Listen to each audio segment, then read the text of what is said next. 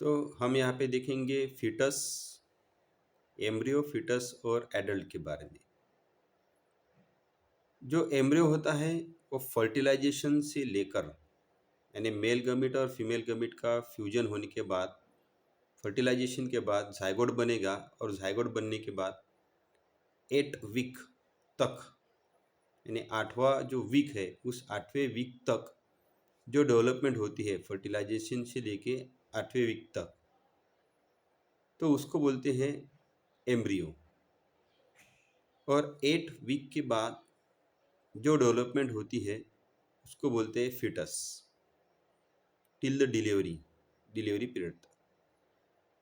तो हम देखते हैं कि जो एम्ब्रियो होगा, यानी फर्टिलाइजेशन से लेकर 8 वीक तक, तो उसके बॉडी के अंदर जो ब्लड है, उस ब्लड में जो हेमोग्लोबिन है, उस हेमोग्लोबिन में alpha two epsilon two chain होते हैं, alpha two and epsilon to.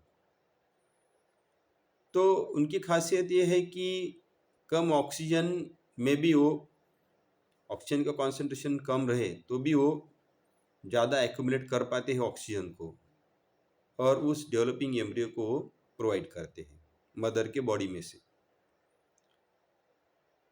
Next one जो हमारा फीटस है, तो फीटस में जो हीमोग्लोबिन होगा यानी आरबीसी के अंदर, तो उसमें चेन है अल्फा टू ग्यामा टू।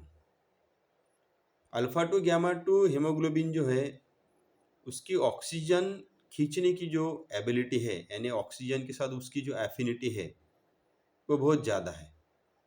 वो एम्ब्रियो के अल्फा टू इप्सिलॉन टू से भी ज़्यादा है फीटस की, यानी alpha two gamma two chain की। तो बाद में बर्थ होने के बाद,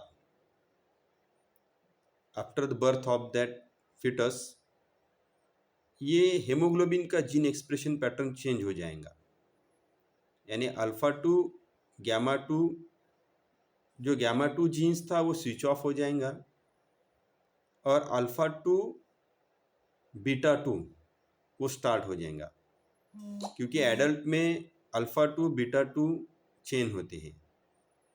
तो इसका मतलब कि जो मदर है और जो फीटस है, ऑक्सीजन कम रहा तो किसको ज़्यादा ऑक्सीजन मिलेगा? तो जो फीटस है वो ज़्यादा ऑक्सीजन लेगा मदर की बॉडी में से।